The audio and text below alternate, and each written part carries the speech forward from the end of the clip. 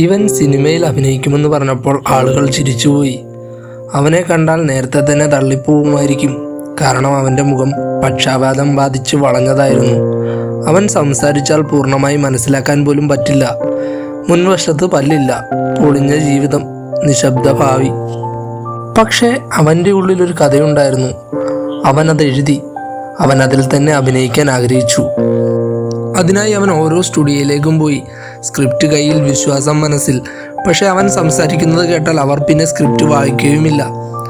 1500 തവണ റിജക്റ്റ് ചെയ്തു. ദിവസങ്ങൾ കടന്നുപോയി. ഭക്ഷണം കുറഞ്ഞപ്പോൾ കുടുംബം വിടേണ്ടി വന്നു. കയ്യിൽ പണമില്ല, സ്വപ്നം മാത്രം ബാക്കിയാവുന്നു. ഒരു ദിവസം ഒരാൾ അവനോട് പറഞ്ഞു, എനിക്ക് ഈ കഥ ഇഷ്ടപ്പെട്ടു. ഇത് ചെയ്യാനായി നിനക്ക് എത്ര പണം വേണം? അപ്പോൾ അവൻ പറഞ്ഞു, $3,00,000 വേണം. അവർ അത് സമ്മതിച്ചു. പക്ഷെ അവൻ ഒരാഗ്രഹവും കൂടി പറഞ്ഞു, ഞാൻ തന്നെയാണ് ഈ കഥയിൽ അഭിനയിക്കേണ്ടത്. ഇത് കേട്ടപ്പോൾ അവർ ചിരിക്കാൻ തുടങ്ങി. അവൻ പറഞ്ഞത് ഹാസ്യമായി തോന്നി. അത് പറ്റില്ല. അപ്പോൾ അവൻ മറുപടി പറഞ്ഞു, അങ്ങനെയെങ്കിൽ എനിക്ക് പണം വേണ്ട, പക്ഷെ ഞാൻ തന്നെയാണ് ഈ കഥയ്ക്ക് ആത്മാവ്. അവൻ പണം ഉപേക്ഷിച്ച് അവിടുന്ന് യാത്രയായി. സാമ്പത്തിക ബുദ്ധിമുട്ട് രൂക്ഷമായി വന്നപ്പോൾ അവൻ അവൻ്റെ ഏറ്റവും പ്രിയപ്പെട്ട കുതിരയെ $25 വിൽക്കേണ്ടി വന്നു. അവൻ കരഞ്ഞുകൊണ്ട് അതിനോട് ഗുഡ് ബൈ പറഞ്ഞു. പക്ഷേ അവൻ അവൻ്റെ വിശ്വാസം വിറ്റില്ല. അങ്ങനെ ഒടുവിൽ ഒരാൾ സമ്മതിച്ചു. അയാൾ പറഞ്ഞു, നിനക്ക് ഞാൻ $35,000 തരാം, നിനക്ക് അഭിനയിക്കുകയും ചെയ്യാം. അങ്ങനെ അവിടുന്ന് പുതിയൊരു താരത്തിന് പിറവിയായി. അവൻ റോക്കിയായി ജനിച്ചു. ചിത്രം ജനങ്ങൾക്കിടയിൽ വലിയ വിജയം നേടി.